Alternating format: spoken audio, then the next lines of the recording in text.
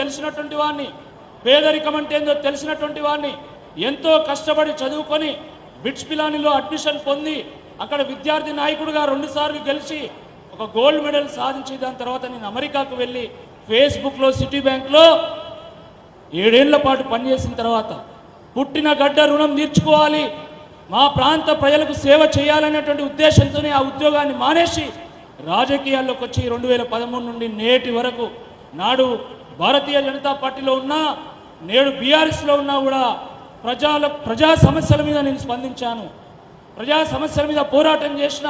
అది ఉద్యోగస్తుల సమస్య కావచ్చు, విద్యావంతుల సమస్య కావచ్చు, నిరుద్యోగుల సమస్య కావచ్చు, ఆశా వర్కర్లు, అంగన్వాడీ వర్కర్లు, ఈ సమస్యల మీద పోరాటం చేశాను. నాకు సంపూర్ణమైనటువంటి అవగాహన ఉంది, ఈ అన్ని సమస్యల మీద నాకు సంపూర్ణమైనటువంటి అవగాహన ఉంది. బహుశా ఆ పోరాటంలో ఉన్నటువంటి నిజాయితీని తెలంగాణ తొలి ముఖ్యమంత్రి దశాబ్దాల పాటు కన్నటువంటి కళను, తెలంగాణ కళను సాకారం చేసినటువంటి కేసీఆర్ గారు ఆ పోరాటంలో ఉన్నటువంటి పట్టుదలను, నిజాయితీని గుర్తించే బహుశా నన్ను ఈ బీఆర్ఎస్ తరఫున ఈ నియోజకవర్గాన్ని పోటీ చేయమని ఆశీర్వదించి పంపిందని చెప్పి నేను భావిస్తా ఉన్నాను. అదేవిధంగా పార్టీలో హేమీలు ఉన్నా కూడా, సమ ఉజ్జీవులు ఉన్నా కూడా ఇప్పుడున్నటువంటి పరిస్థితికి రాకేష్ రెడ్డి అయితే యువతకు, నిరుద్యోగులకు, విద్యావంతులకు మంచి ప్రాతినిధ్యం వహిస్తారని చెప్పి ఈ వేదిక మీద ఉన్నటువంటి మన బీఆర్ఎస్ వర్కింగ్ ప్రెసిడెంట్ కేటీఆర్ గారు కానీ, మాజీ మంత్రివర్యులు జగదీశ్వర్ రెడ్డి కానీ, లేదా మిగతా పెద్దలు వీళ్ళందరూ కూడా కలిసి నిర్ణయించారు. వాళ్ళందరికీ కూడా నేను శిరస్సు వంచి నేను ధన్యవాదాలు తెలియజేస్తాను. ఎందుకంటే చాలా సందర్భాల్లో యువత రాజకీయాలకు రావాలి, విద్యావంతులు రాజకీయాలకు రావాలి, మంచి వాళ్ళు రాజకీయాలకు రావాలని చాలా సందర్భాల్లో చాలామంది మాట్లాడతారు. వచ్చినా కూడా ఆదరించే వాళ్ళు చాలా తక్కువ. కానీ నిజంగా అనేక మంది యువకులకు అవకాశాలు కల్పించి యువకులను నాయకులుగా తీర్చిదిద్దినటువంటి పార్టీ బీఆర్ఎస్ పార్టీ, కేసీఆర్ గారు, కేటీఆర్ గారిని ఈ సందర్భంగా గుర్తు చేస్తాను. ఈ సందర్భంగా నేను నా ముందున్నటువంటి వాళ్ళందరినీ కూడా నేను ఆలోచించాల్సిందిగా కోరుతున్నాను.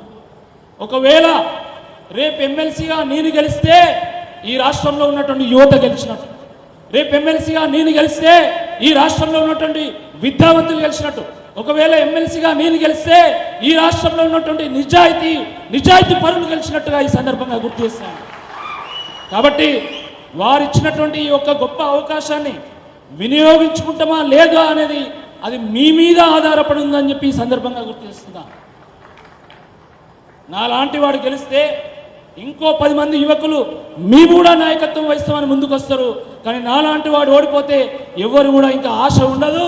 విద్యావంతులు పోయినా, నిజాయితీ పరులు పోయినా, యువత పోయినా కూడా రాజకీయాల్లో గెలవలేరు అనేటువంటి ఒక అపవాదం ఉంటుంది. కాబట్టి దయచేసి విద్యావంతులను, యువతను అందరినీ కూడా నేను విజ్ఞప్తి చేస్తున్నా. ఈ ఇచ్చిన అవకాశం నాకు ఇచ్చినటువంటి అవకాశం కాదు, ఈ ఇచ్చిన అవకాశము యువతకు ఇచ్చినటువంటి అవకాశము, విద్యావంతులకు ఇచ్చినటువంటి అవకాశము, రాజకీయాల్లో మంచి వాళ్ళకి ఇచ్చినటువంటి అవకాశంగా అందరూ కూడా చూడాల్సినటువంటి బాధ్యత ఉంది.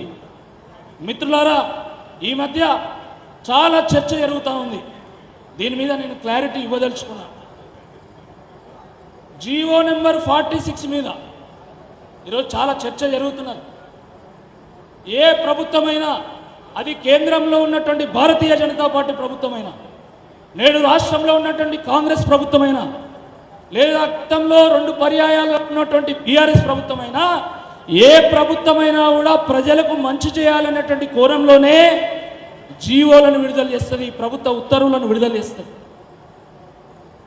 నాడు బీఆర్ఎస్ ప్రభుత్వంలో ఉన్నటువంటి సందర్భంలో ఆ రోజు జీవో నెంబర్ 46ను విడుదల చేసింది. ఇది వాస్తవం, ఇది కాదనలేనటువంటి అంశం.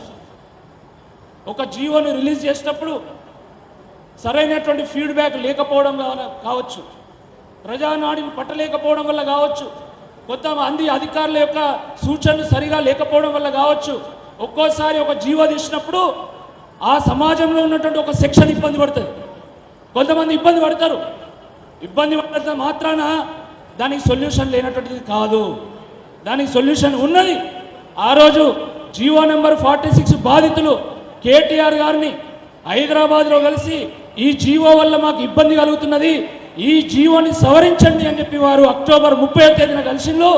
దాని తర్వాత వారు సవరిద్దామని చెప్పారు.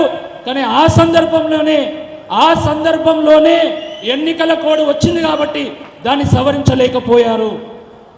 కానీ ఆ ఎన్నికల సందర్భంగా కాంగ్రెస్ పార్టీ ఏం చెప్పింది?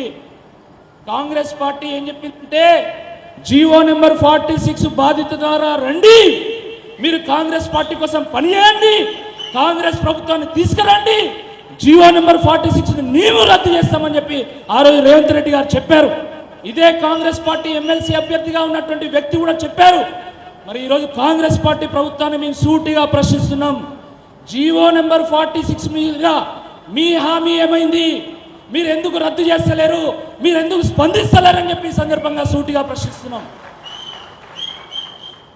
ఇప్పుడున్నటువంటి ఎమ్మెల్సీ అభ్యర్థి ఆయన జీవో నెంబర్ 46 మీద హామీ ఇచ్చింది కదా, నీకు ఎందుకు ఓటు వెయ్యాలి అని చెప్పి ఈ సందర్భంగా సూటిగా ప్రశ్నిస్తున్నాం.